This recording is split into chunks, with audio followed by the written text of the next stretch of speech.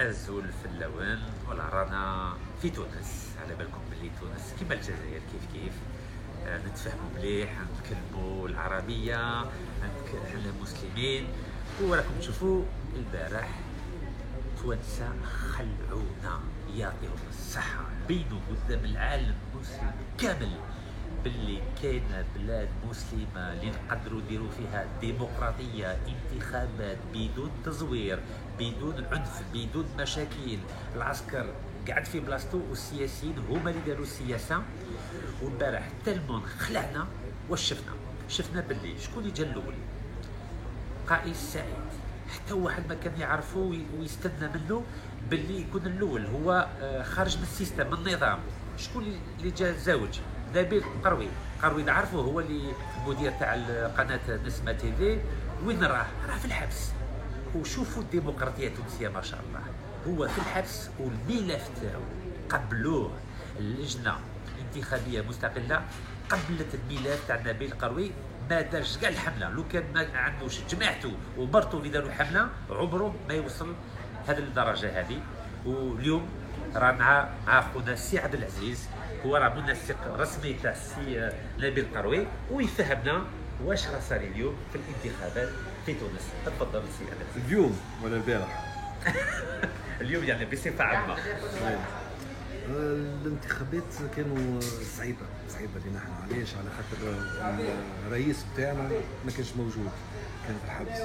احنا حاولنا باش نعوضوه، معناها اعضاء المكتب السياسي مشى، كل واحد منا مشى في بلاد في تونس وتكلم للشعب وفسر الوضعيه. اما صعيب من غير نبيل سون لو برينسيبال كونسيرني. صعيبه شويه. علاش دخلوا للحبس؟ علاش؟ لماذا؟ هما دخلوا الحبس على خاطر في الانتخابات كان فوق في السونداج، معناها نخرجوا له حكايه قديمه عمرها 3 سنين، فهمت؟ هو يطلع في السونداج وهما يتغسلوا حتى لين وصلوا معناتها حطوا في الحبس. سي اون هيستوار كومبليتمون بيسكوتي، معناتها ريان دو سيريو. خافوا منه، يفو يبور دو لوي. خافوا منه بيان سور، خافوا على خاطر يعرفوا اللي اذا كان نبيل يتعدى صعيب باش يتعدى معاه رئيس الحكومه اللي هو كان قدم روحه. معناتها سي لا فيغيتي، فو با لا كاشي. Est-ce que vous pouvez nous dire comment il va Nabil Qaroui? Comment ça se passe en prison؟ مع من راه وحده مع جماعه؟ شوف فهمنا شويه. شوف لا بريزون، il y a deux réactions. soit on est effondré، واحد ما عادش عنده امل، ما عادش عنده حتى شيء، ou bien il se révolte.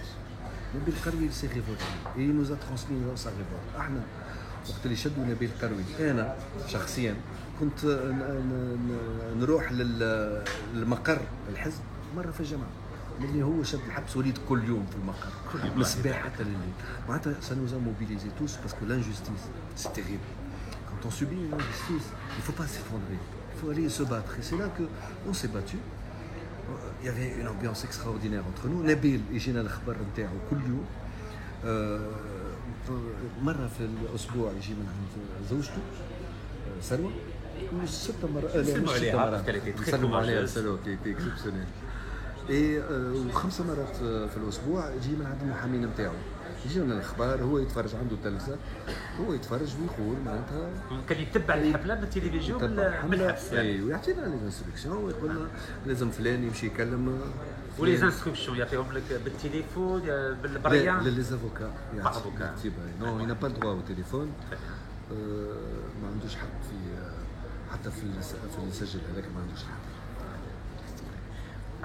Maintenant on veut comprendre. يعني الشعب الجزائري على بالك باللي رانا باغيين نديروا كيما نتوما انتخابات بدون تزوير بدون عنف. يعني فهمونا كذا تونس، رانا جيران بين تونس والجزائر. كذا قدرتوا نتوما ديروا انتخابات اليوم، وحنا في الجزائر ما قدرناش نديروا انتخابات. كل شيء بدا عندكم من 2011 مع الثوره السلميه. يعني quelle leçon vous pouvez donner à l'Algérie, quel conseil نصيحة تقدروا تعطوها للشعب الجزائري والسلطات يعني ولا المعارضات الجزائرية؟ Est-ce qu'il faut faire une constituante مرحلة انتقالية ou bien simplement modifier quelques articles de la Constitution pour réussir cette transition démocratique? واش رايك انت؟ Nous avons vécu le problème de ce choix entre la constituante ou bien continuer avec la même constitution. On l'a vécu d'une manière très passionnée. En fait, il ne fallait pas la vivre d'une manière très passionnée. Il fallait penser d'une façon réaliste. Une constitution, vous allez la faire écrire par 300 personnes dans le cadre d'une constitution, voilà, même plus des fois. Est-ce qu'elle va avoir quelque chose de plus qu'une constitution écrite par une quinzaine de juristes qui sont vraiment des gens libres, bien sûr, et qui sont beaucoup plus aptes à créer une constitution valable. D'accord ? Donc, nous, on a préféré faire, vous savez, la Rolls de la démocratie. La constituante, c'est la Rolls de la démocratie. C'est une Rolls qui marche sur une piste. D'accord ? Et c'est très long, une constituante. Et en fin de compte, on s'est retrouvés, on a fait ça, on a perdu 3 ans. Pendant ces 3 ans, on a parlé de n'importe quoi. D'accord ? Alors que c'est tellement facile de défendre les droits de la première génération jusqu'à la 4e génération, hein, c'est pas un problème. C'est tellement facile de laisser des juristes faire le travail ou bien carrément de prendre la constitution originelle de la République tunisienne, celle de 1959, et de la nettoyer de toutes les réformes qui ont été faites avec, bien sûr, un mauvais esprit, celui de mettre insidieusement la dictature. Il fallait reprendre la même constitution, pour moi, et enlever toutes les réformes. On en avait 38, nous, de réformes.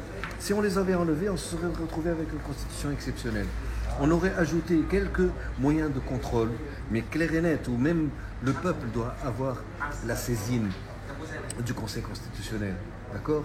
Où tous les droits d'aujourd'hui qui ont été évolués, les droits des peuples ont beaucoup évolué, introduire tous ces droits-là, mais le faire en un mois et demi, en 2 mois, allez. Maximum. Voilà, pourquoi ? Parce que ça va créer une période.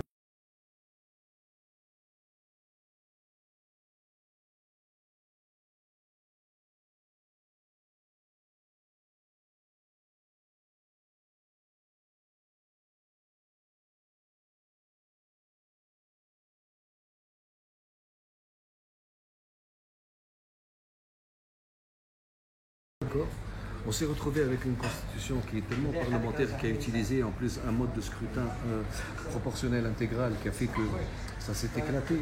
On est incapable aujourd'hui de faire une majorité, vous voyez ?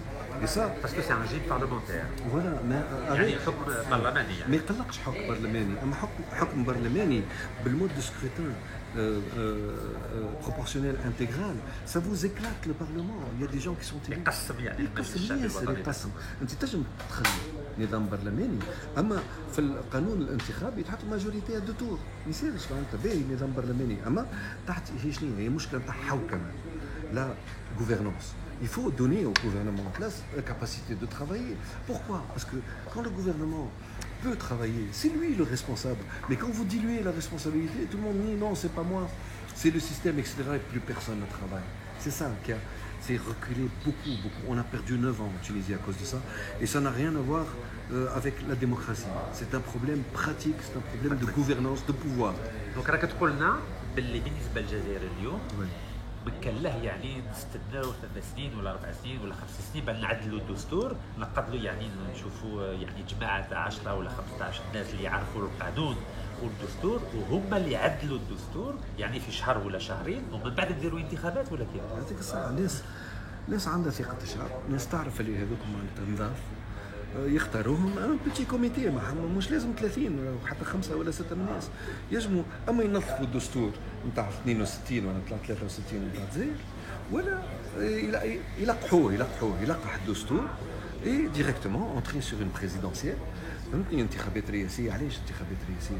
خاطر لازم ليدر، وعلى خاطر لازم بعد الانتخابات الرئاسية وقت اللي تجي التشريعية لازم التشريعية تتبع الرئيس وتعطيه الامكانيات باش يخدم على روحه. فهمت؟ Donc, tout simplement, je suis sûr qu'un bon régime, bien sûr un régime mixte, en même temps présidentiel et parlementaire, je suis sûr... نص يعني نص نظام رئاسي ونص نظام برلماني معناتها تعطي نقسموا يعني لي بوفوار. لازم تقسم علاش؟ على خاطر رئيس الجمهورية لازم يكون عنده صلاحيات. علاش؟ على خاطر pour la sécurité de l'État. C'est important d'avoir quelqu'un de très nationaliste qui aime son pays et qui ne laisse pas les États étrangers interférer dans un processus où c'est très facile d'interférer. إذا كان أنت باش تعمل la constitution، باش تعمل الانتخابات الدستوريه ومن بعد باش تعمل دستور لازم 3 سنين ولا 4 سنين، كل 3 سنين ولا 4 سنين باش تضعف الجزائر. يعني الدولة الجزائرية دولة باش تضعف تضعف، ضعيفة. ايوه دولة ضعيفة شنو يصير لها؟ يجيوها من برا يحبوا يحكموا فيها، فهمت؟ يتروف توجور دي جون بور سارانجي افيك سا، الوغ كو اذا كان هذا كله يتعمل بزربة ما تخافش عليها الجزائر، تقعد واقفة الجزائر تقعد واقفة، اما لو باراديغم يتبدل، السيستم كله يتبدل. وبالنسبه يعني التجربه تاع تونس، واش رايك باللي اليوم في الجزائر راهم باغيين يعني ينظموا الانتخابات الرئاسيه في النهار 12 ديسمبر؟ واش رايك؟ اسكو سي رابيد؟ اسكو سي لو بون تايمينغ؟ واش رايك؟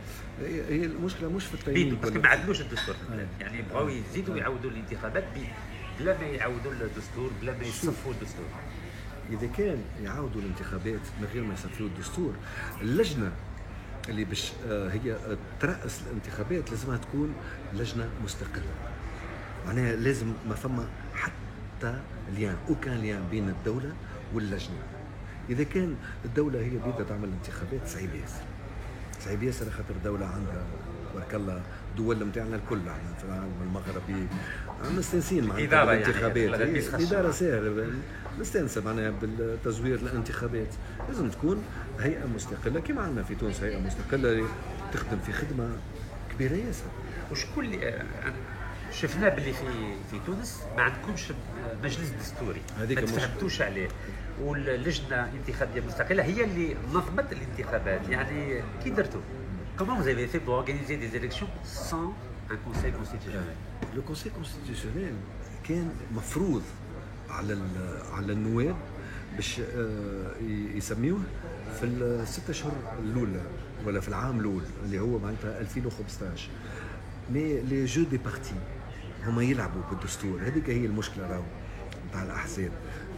الاحزاب يلعبوا بالدستور، فهمتني؟ ما حبوش يعملوا لجنه دستوريه. علاش؟ خاطر في التسميه كل واحد يحب يحط جماعته، يحب يحط عباده اصحابه. علاش؟ وهذا الكل علاش؟ على خاطر الدستور اللي اختاروه هما ماهوش واضح، فيه كل شيء، فيه اي وفيه لا. معناتها اذا كان انت تسمي الحكام الدستوريين نتاعك انت ينجموا يقولوا اي وقت اللي تقول لا ولا وقت اللي تقول لا، معناتها ما تخدمتش على اساس قوي. Donc نرجعوا على سي نبيل القروي. Donc aujourd'hui il est arrivé deuxième du premier tour des élections présidentielles. يخرجوا من الحبس ولا يخلوه في الحبس؟ باسكو عمرنا ما شفنا واحد يعني قريب يربح انتخابات وراه في الحبس في السجن، يعني يخرجوه ولا يخلوه في الحبس؟ هو نبيل كيف سون dernière nouvelle؟ نبيل aujourd'hui في الحبس سون كوز، ما فما حتى شيء، معناتها سون دوسي بدون سباق قانوني، بدون حتى سباق قانوني. اليوم الملف نتاعو معناها مدروس وهما حطوه في الحبس، قلت لك حطوه بصفه سياسيه، حطوه pour des raisons politiques. Pour des raisons politiques. قال لنا نبيل، قال لنا ne vous cassez pas la tête. D'accord? Le dossier juridique, ne vous cassez pas la tête, c'est pas la peine de perdre du temps. Moi, je ne veux pas être qu'on me considère comme une victime, je ne veux pas faire de victimisation. Travaillez sur le terrain. Faites votre travail. Pourquoi? Parce que mon emprisonnement s'est fait sur des raisons politiques et je vais être libéré avec les élections. Donc travaillez pour qu'on vote pour moi, parce que ça n'a rien à voir avec un problème juridique. C'est exactement ça. Donc c'est pour des raisons politiques. C'est pas si exactement. Or demain, qu'est-ce qui se passe? Demain, déjà, الصراع الانتخابي ضعاف. Nous avons deux candidats qui n'ont rien à voir avec le système. C'est incroyable. Non seulement c'est incroyable, mais c'est étonnant parce que le vote a été très intelligent. Il y a 9 ans d'échec total. Aucun des gouvernements, aucun de ceux qui étaient au gouvernement n'a réussi à passer. Aucun de ceux qui étaient au gouvernement depuis 9 ans. Hein. C'est-à-dire que les Tunisiens ont préféré faire table rase avec des gens qui ont été incapables de sortir le pays de ces crises. Et ça, c'est le sens même de l'alternance. Toi, tu viens au pouvoir, tu réussis pas, tu sors. Tu dégages. ما يقولوا الجزائر ديجاج. عندي سؤال. الوزير الأول تاعكم يوسف شاهد وين وصل؟ Il est arrivé à quel niveau? Youssef Chedd, il a un bilan catastrophique. Quelle position au niveau des Il est élections? cinquième. cinquième. Il est يعني cinquième. الوزير الاول Ouais. تاع الجمهوريه التونسيه يوسف شهاد وصل 5 في الانتخابات. Cinquième. ما زور والو. Il n'y a pas de trafic des urnes. Non, pourquoi il y a eu beaucoup de tentatives. Il y a eu beaucoup d'argent qui a tourné. ما كاش تزوير هذو Ces الانتخابات. campagnes-là, elle a montré que la fameuse machine électorale et tout, lorsqu'il y a une autorité constitutionnelle qui s'occupe des élections, et lorsque vous avez des gens qui veulent jouer le jeu, le Tazouir n'arrive pas. ما كاش. Mais qu'est-ce Il Il y a des milliards. quel hein. pourcentage? Il a eu quel pourcentage? Il a eu à peine 7%. 7%. يعني وزير الاول الجمهوريه التونسيه وصل 7% برك. انكرويابل. C'est incroyable. جامي شفنا انتخابات في العالم في الاسلام بلاد الاسلام اللي شفنا باللي مترشح النظام وصل خامس ومن با 7%. Même pas ça va Incroyable. Alors que c'est un argent fou a été dépensé. Hein. Un argent fou, sa photo était dans tout le pays, c'était incroyable. Mais vous savez, en fin de compte, quand il n'y a pas de conviction, même si vous avez tout l'argent du monde, vous réussissez pas. Ça ne marche pas. Et le parti islamiste النهضة يعني الحزب النهضة الإسلامي النهضة. وين وصل؟ النهضة la première année مترشح تاعو بورو. il a eu هو عنده مرشح مورو. النهضة العام الأول عام 2011 ils ont gagné très largement les élections mais ils ont complètement échoué dans la gestion du pays. Complètement. Ils n'avaient pas de KFR du tout. Donc la deuxième élection en 2014, quand est revenu Khaït Sebsi, disons l'ancien régime est revenu, Nahda a eu beaucoup moins. Elle a perdu 500 000 électeurs. Elle a perdu un tiers de ses électeurs. En 2018, alors que Nahda avait fait une alliance avec l'ancien régime, d'accord, on s'est retrouvé avec Nahda et l'ancien régime. Les deux ont échoué ensemble. Nahda a encore perdu un tiers. Et l'ancien régime, par contre, à qui on avait fait confiance et qui était revenu, il a perdu les 3/4 de son électorat. يعني الثقة راحت. يعني الشعب ما دارش الثقة. 3/4. وفي الانتخابات هذو النهضة جابت 12 اللي هي جابت 40 معناتها العام 45 40 العام الاول.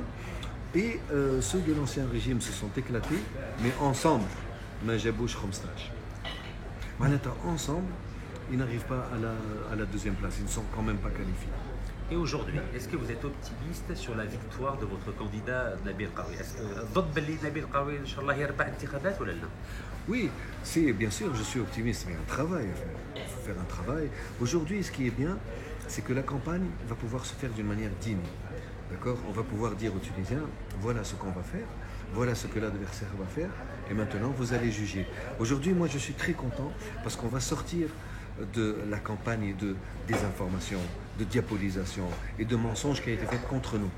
D'accord? Parce que qu'est-ce qu'ils ont fait? Ils ont mis Nabil en prison et après ils l'ont attaqué, blanchiment, etc. Détournement, il n'y a rien. Dans le fond, il n'y a rien. Et donc aujourd'hui, nous sommes contents. احنا في الجزائر نسموه بالذباب الالكتروني. يعطيك الصحة. الدبابة الإلكترونية. C'est pas mal ça, je vais C'est comme l'utiliser. ça qu'on les appelle. يعني بغاو يوسخوا الصورة تاع نبيل قاوي. يعطيك الصحة. C'est quand le deuxième tour? C'est le 13 octobre. Le 13 Entre le octobre. premier et le deuxième tour, il y a les législatives qui sont en un seul tour. Alors باه نفهموا مليح الشعب الجزائري يعني لو بروميي تور تاع الانتخابات الرئاسيه دونك سيتي لو ديمانش 15 سبتمبر من بعد كانت انتخابات تشريعيات ومن بعد الدوزيام تور دو لا بريزيدونسيال هذا علاش؟ يعني دخلتوا في زوج يعني علاش دخلتوا؟ تشريعيات في الوسط رئاسيه. علاش دخلتوا؟ لأن الله يرحمه باجي قايد السبسي وقت اللي توفى les élections devaient être absolument organisées avant 90 jours. Et les 90 jours, ça tombait, la limite, c'était le 24 octobre. Et donc, il fallait faire les deux tours de la présidence avant le 24 octobre. Or, les législatives étaient décidées pour le 6.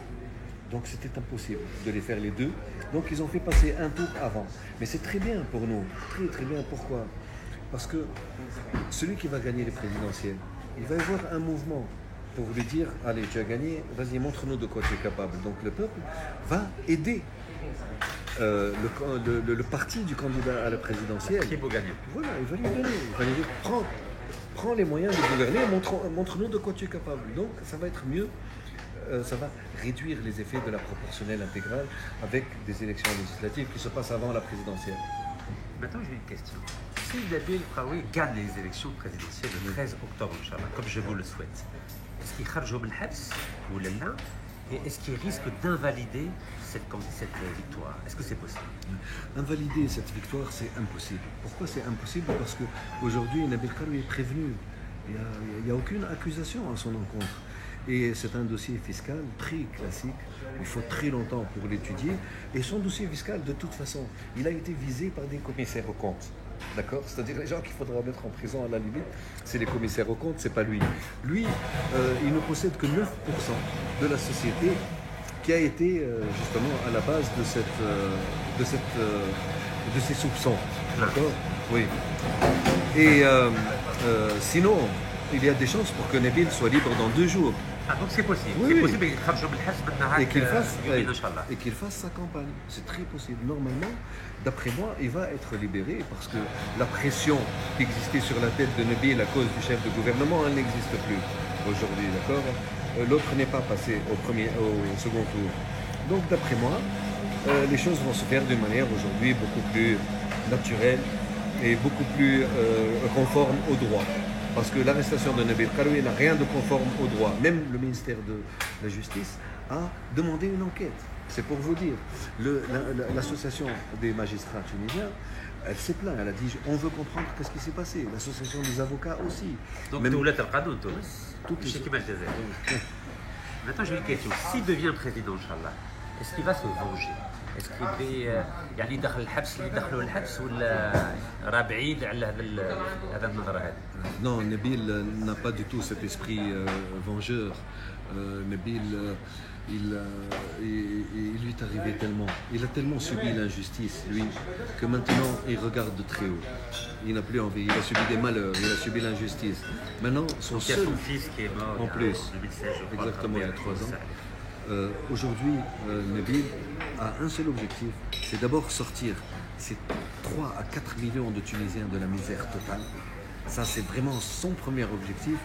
Comment les sortir? Eh bien, en faisant redémarrer le pays. La Tunisie n'est pas un pays compliqué, c'est un petit pays. C'est un pays où la plupart des difficultés économiques, elles sont dans la paperasse, dans l'administration qui est très lourde. La bureaucratie, les autorisations, bien sûr, parce que les autorisations génèrent de la corruption. Donc, il s'agit pour Nabil de libérer les capacités économiques des Tunisiens pour qu'ils puissent travailler. Justement, en 2 mots, quelles sont les 3 idées forces du programme de Nabil Karoui? يعني البرنامج تاع نبيل قروي في المجال الاقتصادي، مجال الدبلوماسي ومجال الاجتماعي. La première idée, c'est de faire un pacte contre la pauvreté. C'est-à-dire aujourd'hui, bien sûr, la pauvreté, on lutte contre la pauvreté. Plusieurs ministères luttent contre la pauvreté, des organisations internationales et des associations, d'accord? Et bien sûr, tout le monde. L'essentiel, c'est de faire un plan contre cette pauvreté-là, mais un plan qui soit élaboré. C'est-à-dire essayer de réduire l'isolement de ces gens-là en faisant des villes modèles. Au lieu qu'il y ait des hameaux de 10 ou 15 familles, on fait un village modèle avec son infirmerie, voilà, son hospice, avec ses écoles, avec un petit lieu pour la culture, avec des terrains de sport. Le service public. Voilà, avec un petit bureau de poste qui est en même temps celui de l'électricité, etc. C'est-à-dire essayer de faire des petites unités comme ça, intelligentes, pour relancer l'activité économique de ces gens-là, au lieu que ces gens-là habitent là où il y a leur terre, qu'ils habitent dans un village et qu'ils aillent travailler leur terre et qu'ils reviennent, mais faire entrer ces gens-là dans le circuit économique. Bien sûr, ça c'est dirigé vraiment pour les 4 millions de Tunisiens qui souffrent énormément aujourd'hui. Vous savez, voilà, ce sont des gens qui ont d'énormes problèmes de santé, des problèmes de consanguinité. Vous savez, avec Bourguiba, il y a des années, nous avions le fameux planning familial qui fonctionnait très bien. Aujourd'hui, même le planning familial ne fonctionne plus comme il faut. Vous voyez, c'est-à-dire, il faut vraiment très très sérieusement remettre le pays sur pied. C'est ça. Et donc, à part ça, nous avons aussi un grand problème avec les entreprises publiques. Vous savez, des entreprises qui ont rapporté pendant des années des centaines de milliards. d'accord, qui ont très bien fonctionné. Là, par exemple, vous prenez le Sfers Garsa, le phosphate en Tunisie, il ramenait 1,2 milliard 1200 milliards de dinars par an. D'accord. Aujourd'hui, il fait le tiers, sinon pire encore, vous voyez. Alors, l'essentiel, c'est quoi? C'est que ces unités-là, aujourd'hui, elles sont polluantes. D'accord. Elles empoisonnent la vie, par exemple, de toute une ville comme Sfax. Ce sont des unités où c'est vrai qu'il y a les unités de transformation du phosphate, mais c'est de la vieille technologie, avec des rendements qui sont très mauvais. Alors, l'idée, c'est quoi? L'idée, c'est de reprendre ces gros, très très gros secteurs publics entiers et de les repenser avec l'économie du savoir. C'est-à-dire gagner beaucoup en know-how, vendre nous notre know-how plus tard, intégrer par exemple la surveillance électronique. Know-how, le savoir-faire. Voilà, vraiment, faire de l'économie du savoir partout pour gagner en rendement, pour gagner en intelligence de tout ça, vous voyez.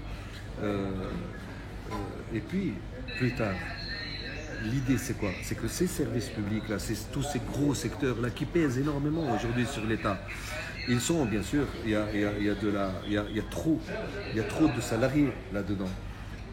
On ne va pas leur donner, on va pas licencier, on ne va pas leur donner de retraite anticipée. Mais qu'est-ce qu'on va faire? On va essayer de créer une mobilité.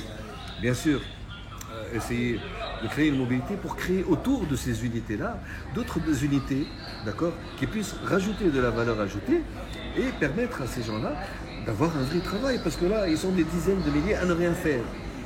Alors, cette idée, justement, de redonner de la dignité aux travailleurs, ça, moi j'ai des amis qui sont industriels, d'accord, et ils me racontent ce qui s'est passé depuis la Révolution. Il y a eu une très très grande déprime chez tout le monde. Pourquoi? Parce que l'espoir était extraordinaire au début. Après, ils ont vu que aujourd'hui ils vivent encore plus mal qu'avant. Or, il y a des industriels qui ont réussi à passer de 50% de rendement à 98% de rendement. Comment? En faisant attention à leurs travailleurs. C'est-à-dire en leur ramenant des médecins, en leur ramenant des psychologues, en leur ramenant des gens qui leur font par exemple des présentations culturelles, en leur ramenant des masseurs pour les gens qui travaillent. Vous savez, il y a des gens qui ont des douleurs, personne ne fait attention à eux. Et tout ça, ça a créé quoi? Ça a créé d'abord du travail pour beaucoup plus de monde. Et vous savez... Donc il faut améliorer les conditions de travail dans ces entreprises. Et vous savez pourquoi? Parce que ces gens-là, ils ont envie d'être bien, ils ont envie de bien vivre. Quand dans leurs usines, ils ont des endroits où se reposer, des endroits où regarder la télé, lorsqu'ils ont une bonne nourriture, lorsqu'ils ont des moyens de transport pour les accompagner, mais c'est l'industriel qui gagne. Franchement, hein, j'ai un ami qui est passé de 50%. Et le travailleur. Voilà. Tout le monde gagne. Il nous faut un nouvel esprit. Il faut sortir de cet esprit de je vais profiter, je vais essayer d'arracher le dinar. Ça suffit. On essaye de travailler tous ensemble parce que tout le monde va gagner là-dedans. Voilà, en gros, c'est beaucoup de réformes avec vraiment un esprit qui soit très positif et qui sérieusement profite à tout le monde parce que ce sont des essais qui ont réussi. Nous, on ne va pas vendre un idéal, on ne va pas vendre du rêve, on va essayer de créer un système qui va se travailler tout le monde, d'accord? On va essayer de trouver des maisons. Vous savez qu'aujourd'hui, acquérir la propriété est devenu très cher en Tunisie. Aujourd'hui, c'est très simple. Il y a une classe sociale. On va gérer, on distribue les maisons. La balade في الجزائر نقسموا الديار للشعب. C'est pas normal.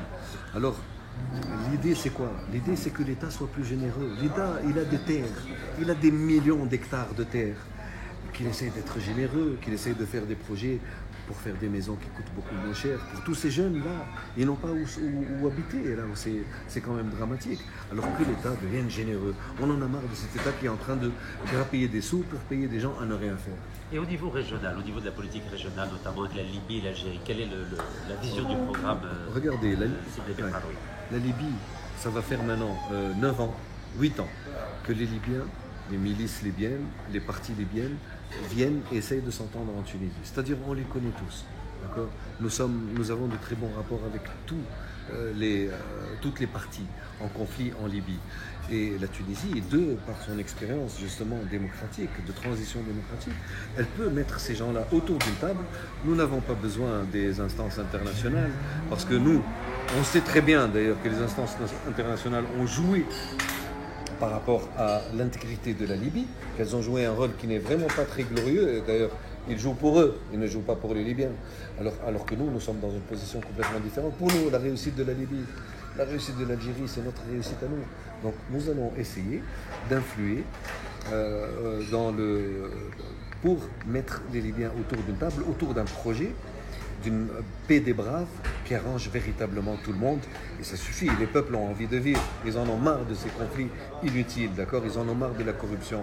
Ils en ont marre de ces États qui n'arrivent à rien, qui sont des vieux systèmes où il y a 1% des gens qui profitent. Ça ne peut pas durer.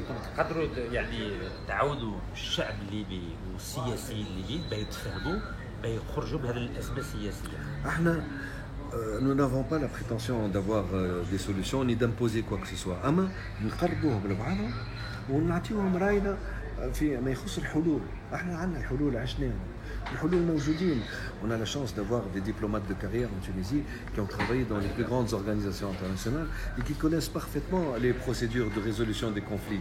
Alors qu'on le fasse ensemble, d'accord, d'une façon régionale. C'est notre Maghreb à nous et nous avons la capacité de résoudre nos problèmes. Voilà. Donc vous avez aussi l'ambition de réactiver l'union du Grand Maghreb. يعني منظمة اللي تجمع الاتحاد. Exactement. تونس، المغرب، الجزائر، موريتانيا، ليبيا. Exactement. Nous avons l'ambition. Vous savez, le problème du Grand Maghreb, c'est quoi? C'est qu'au lieu de faire des unités, au lieu de commencer par le bas, l'unité, en par exemple prenant des secteurs qui sont à peu près les mêmes dans les 5 pays, d'accord, et d'essayer d'harmoniser la douane, d'accord, pour libérer des secteurs. On commence par libérer, par exemple, le secteur culturel. Allez, on prend quelque chose où il n'y a pas de problème. Et petit à petit, tel secteur industriel, on commence à libérer les mouvements entre nous. Petit à petit, on va créer une dynamique qui va rapprocher les pays, qui va rapprocher les peuples et qui va surtout booster nos économies. Aujourd'hui, vous prenez un Libyen, un Algérien, un Tunisien, un Marocain, pour aller en Europe, c'est impossible pratiquement. Alors que quand on regarde nos échanges, à 90%, ils sont faits avec l'Europe. C'est normal de se mettre dans une position aussi inconfortable où nos entrepreneurs, nos commerçants ne peuvent pas aller là-bas et eux, ils ont la libre circulation entre nous. Vous voulez remettre en question les accords de libre-échange entre, par exemple, la Tunisie et l'Europe et l'Algérie et l'Europe? Bien sûr, tous ces accords de libre-échange, en fait, laissons ces accords de libre-échange-là, mais créons entre nous des accords de libre-échange parce que, entre nous, libérer les mouvements, c'est très facile. D'accord? Un Algérien peut rentrer en Tunisie, un Tunisien en Algérie. Oui, il y a 1,5 million d'Algériens qui viennent en Tunisie. J'ai une question. Vous avez une longue et riche expérience dans le domaine du tourisme. يعني في السياحة ما شاء الله عندكم 9 ملايين تورست يجوا كل عام. في الجزائر عندنا برك 2000. يعني تقدروا تعاونونا يعني باه نديروا مع التجربة تاعكم باه تكون هذه السياحة نظيفة في الجزائر.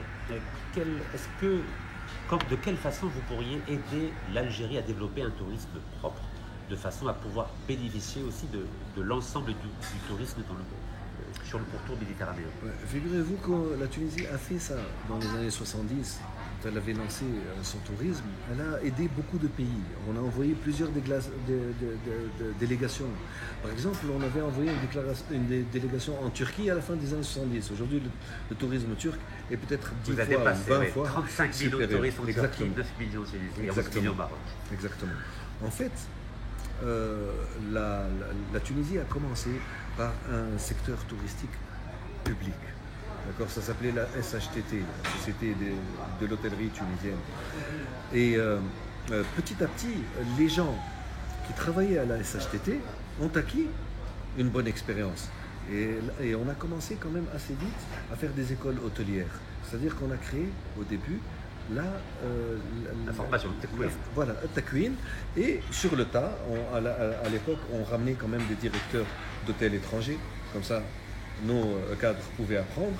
Et petit à petit, ce sont ces directeurs-là qui ont commencé, eux, à louer des hôtels et à gagner de l'argent. Et ils ont fini par acheter des hôtels. Et c'est comme ça qu'on a créé toute une génération d'entrepreneurs dans l'hôtellerie. Donc c'est comme ça qu'il faut commencer. L'État doit toujours commencer. Démarrer. Voilà, c'est comme ça qu'on a démarré. Pourquoi? Parce que dans les années 70, il n'y avait pas un seul Tunisien qui pouvait se permettre de faire ça. D'accord? Comment on a fait ça? On a fait ça grâce aux banques nationales. les banques nationales, les banques de développement en Tunisie, dans les années 70 et jusqu'à la moitié des années 80, c'était vraiment des banques de développement. C'est-à-dire qu'elles aidaient les jeunes et les gens qui étaient qualifiés à financer leurs projets. Aujourd'hui, malheureusement, ce sont devenus des banques de rapetou, des banques gripsou. Vous faites un projet, ils vous font du 15% d'intérêt et après ils finissent par vous prendre la maison de vos parents. C'est ça aussi qu'on veut changer en Tunisie, parce que ce n'est pas normal d'avoir tout un secteur bancaire qui, au lieu de faire son boulot, d'accord, il fait le contraire. Au lieu d'aider l'économie, eh ben, il la brise. C'est intéressant.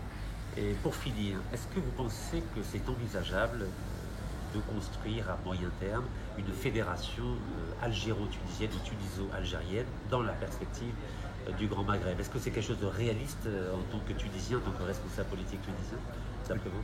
Écoutez, je vais vous étonner. La fédération entre la Tunisie et l'Algérie a existé il y a 2500 ans.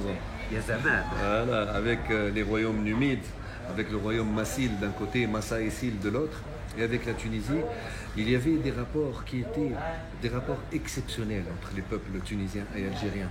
Et c'était des rapports qui étaient basés sur la liberté du commerce et de l'industrie et sur la liberté de chacun d'avoir ses institutions. Et les institutions carthaginoises, qui est la première république du monde, Carthage, c'était les mêmes. Carthage qui est juste à côté de Tunis. Voilà. Et, enfin, je parle de la république de Carthage. Les institutions tunisiennes à l'époque, c'était les mêmes qu'on retrouvait dans les grands ensembles algériens et même tripolitains. D'accord ? Et c'était une fédération qui était véritablement formidable. Pourquoi ? Parce que lorsqu'il y a eu la très grande marche d'Hannibal vers l'Italie, attention, pour défendre les libertés, hein, parce que l'Italie, déjà, c'était l'impérialisme. D'accord ? Alors que nous défendions ensemble, quand je dis nous, je parle d'une réalité historique, hein, nous étions pour le fédéralisme. Et le combat entre Rome et Carthage, c'était le combat entre le fédéralisme d'un côté et l'impérialisme de l'autre. L'impérialisme a gagné, vous savez pourquoi ? Pas parce qu'ils étaient plus forts, à cause de la corruption de nos élites. C'est incroyable. C'est incroyable. يعني من بكري عندنا مشكلة الفساد. عندنا مشكلة الفساد chez l'élite. Exactement. النخبة. Oui, على خاطر هانيبال هي الفكرة نتاعو هي قوي الدولة باش تنجم الدولة تعاون. La force de l'État. Alors que les oligarques carthaginois, qui étaient très très riches, c'était les gens les plus riches du monde. Imaginez, Carthage, elle avait 350 comptoirs. Eux, ils avaient 350 ambassadeurs, plus qu'aujourd'hui les États-Unis. C'était des gens immensément riches, donc qu'est-ce qu'ils voulaient ? Ils voulaient un État faible. Parce qu'un État faible, ben, tu ne payes pas d'impôts et c'est toi qui fais la loi. كانوا باغيين دولة ضعيفة يعني هما يستعمروا البلاد. سي عبد العزيز بارك الله فيك. بارك الله وان فيك. شاء الله تنجحوا في هذه الانتخابات راه جايين ان شاء الله، وان شاء الله تعاونونا في الجزائر باه حنا فالين نعدلوا الدستور ونديروا انتخابات بدون تزوير ان شاء الله. بارك إن شاء الله الله نعاونوا بعضنا. ان شاء الله. الله يحفظك. بارك الله فيك. Ça fait plaisir Merci. de voir la Tunisie donner une leçon de démocratie à l'Algérie et نشكروا الشعب التونسي اللي خلانا يعني نشوفوا الديمقراطية كيما حل سياسي، ويعني ليسبوار باه الشبيبة الجزائرية ان شاء الله تولي كيما الشبيبة التونسية. بارك الله فيكم. تحية تونس، تحية الجزائر، والله يرحم الشباب. السلام عليكم. Merci, hein, c'était très sympathique, hein, sacré intervieweur. Hein. نعم.